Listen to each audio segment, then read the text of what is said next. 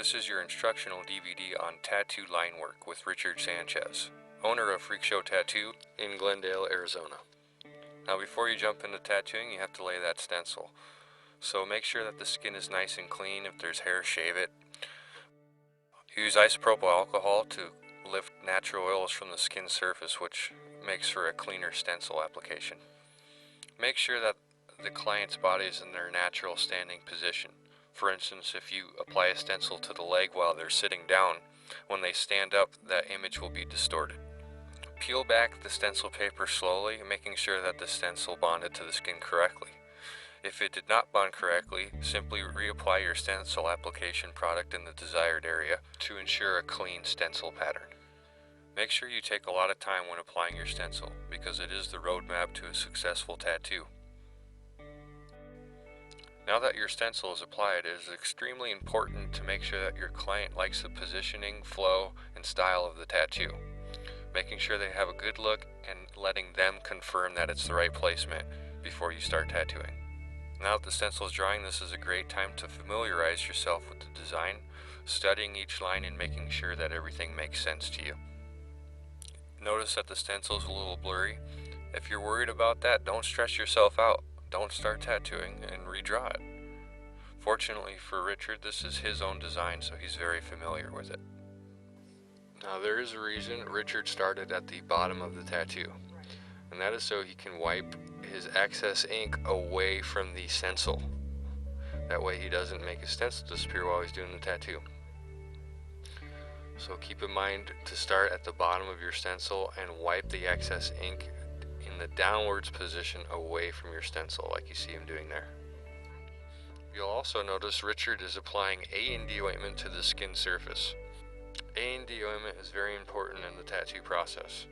It lubricates the needles so they're less traumatic in the skin surface. It lubricates Richard's hands so it doesn't get caught up or snagged on the skin. It just glides smoothly, creating smooth line work. And the vitamins A and D help aid in the healing process of the tattoo. Stretching the tattoo is everything in getting a smooth line. If you notice, when Richard stretches, he's using 3 points to stretch. He's using his top finger, his bottom finger, and his opposing hand. It's hard to see because he does it fast, but if you pay attention, he's pulling the skin in 3 different directions, making it as taut as possible for that smooth line. So you see there his top finger, his bottom finger, and his opposing hand, they all pull that skin in different directions. I know it's hard when you're getting into your artwork, but try and remember to socialize with your client, making sure they're as comfortable as possible. The more relaxed and less tense your client is, the more relaxed you're going to be, creating a better tattoo. So make sure everyone's nice and comfortable.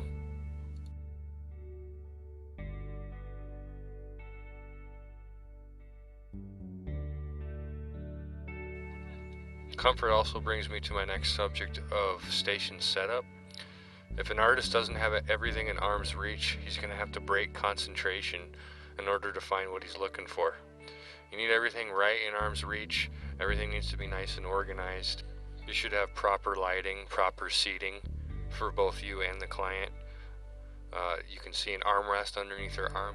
You can't be bending over or in a funky position trying to tattoo. You have to be as comfortable and natural as possible. So if you keep having to break concentration, say you ran out of paper towels, or it's too hot, you need to turn up the air conditioning. There's so many factors. You need to be completely focused. So take the time to make sure everything's just the way you want it before you start tattooing.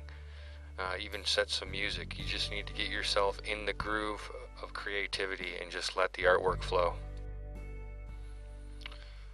He's not pulling his lines too fast, it's just nice and smooth. All of his lines are the same speed, making sure that he does it on the first pass so he doesn't have to go back over it. You want to make tattooing easy for you, so rather than trying to rush through your line work, tattoo one line at a time, making sure that it's perfect the first time. So you don't even have to go back, you don't have to worry about it, it's out of your mind.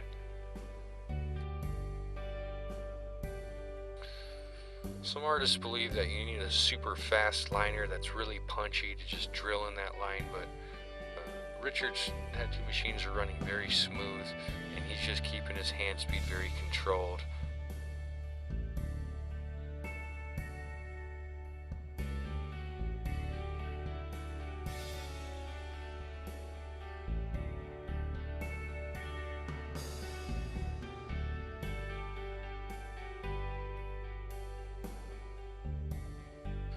So just a little recap on the topics I was talking about, such as studying the stencil and familiarizing yourself with the tattoo design, wiping away the excess ink from the tattoo stencil so it doesn't disappear on you, aiding deointment and stretching the skin properly, client comfort and station setup so you're not breaking concentration. And I can't stress enough, one line at a time. You just have to have 100% concentration on what you're doing and ensure that it's done so you can move on to the next line.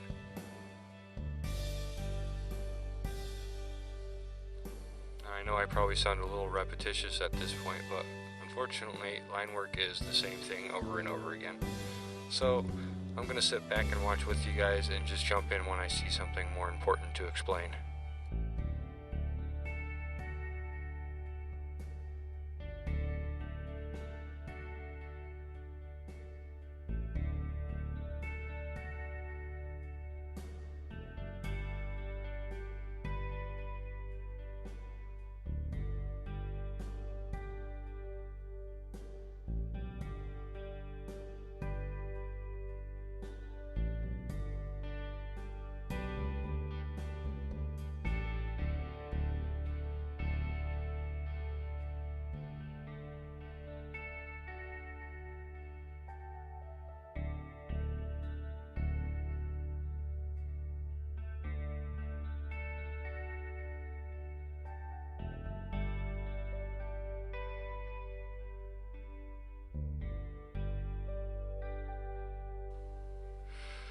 Now the neat thing about Richard's work is the fact that he's adding new school and old school together, kind of a neo-traditional form of design.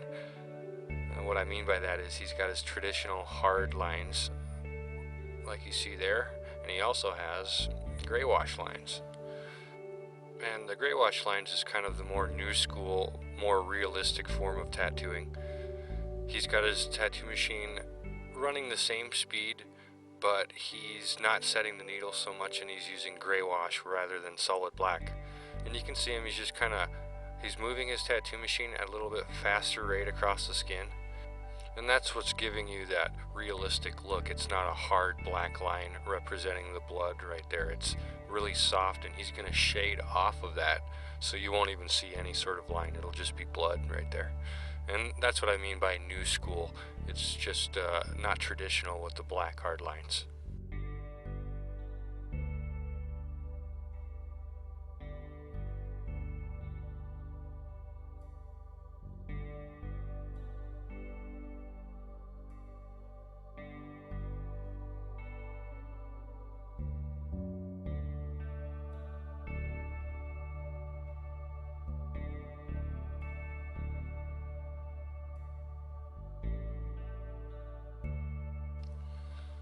So you see these soft gray lines that he's putting in for the blood right here. He's going to come back with his shader and just whip shade right off of those gray lines, so you won't even see a line at all. It'll just be really realistic, like there's blood sitting on the skull.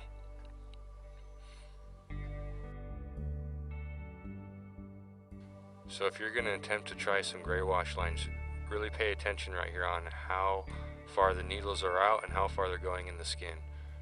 As you can see, they're barely going in the skin surface. Just almost scratching the skin surface. He's not setting the needle at all like you would with a traditional tattoo or like he did the rose. It's very soft, very light, and also he's moving his machine faster than normal.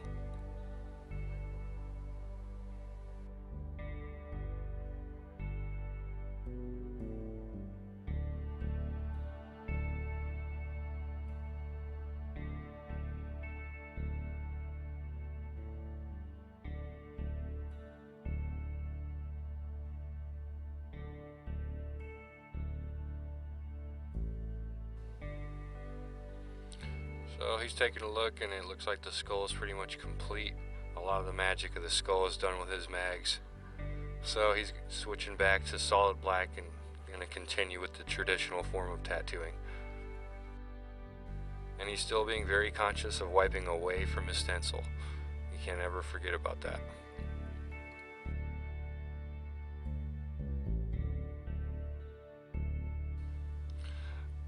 Again, you want to take note on how smooth Richard's hand is when he's pulling the line. He's not cranking the tattoo machine up in voltage so he can pull that line faster. He's running the tattoo machine at the speed that sounds correct to him and tattooing with the machine. He's letting the machine do the work and just gliding with it. A lot of beginners ask what voltage their machine should be set at, and how can you answer that? You know, every machine's a little bit different. There's different coils, there's different spring setups, there's different size groupings that you could be tattooing with, and you know, a 7 tight's going to go in a lot slower than a single needle, so you have to adjust your speed accordingly. There's a lot of variables, so my advice on finding the right voltage is to just run the machine by itself. When it sounds smooth and consistent, that's where you should tattoo at. I mean, every machine's going to be different from one to the other. So that's very important. There's no set speed. It's what is consistent with your tattoo machine. And that's how Richard tattoos.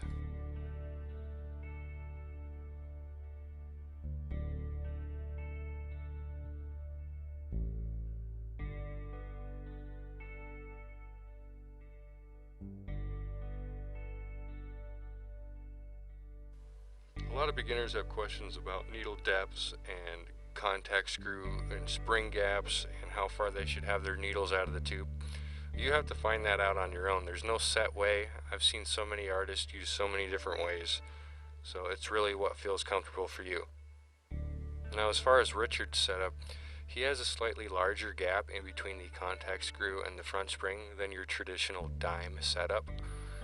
Now, the diamond nickel theory for your contact gaps, I believe that's a safety precaution for beginners so they're not hurting people. Definitely start off with the diamond nickel theory and branch off on your own from there. You can definitely tattoo with it. It's the traditional way of tattooing, and it's also a lot safer than trying to jump in and tattoo like Richard right off the bat. Also, you probably noticed from the video that he has his needles sticking pretty far out of the tube. That's so you can visually see exactly where that needle tip is pointing and where it's going to be entering the skin.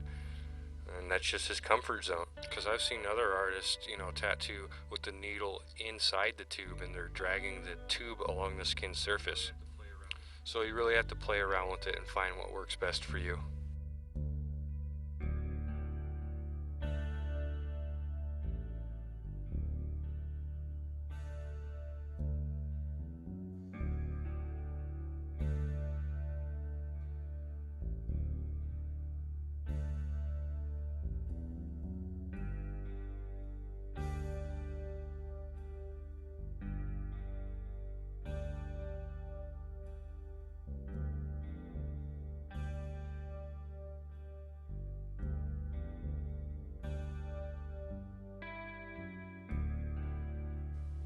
Well, I hope everyone watching got some useful information out of this film and you can apply it to your tattooing techniques.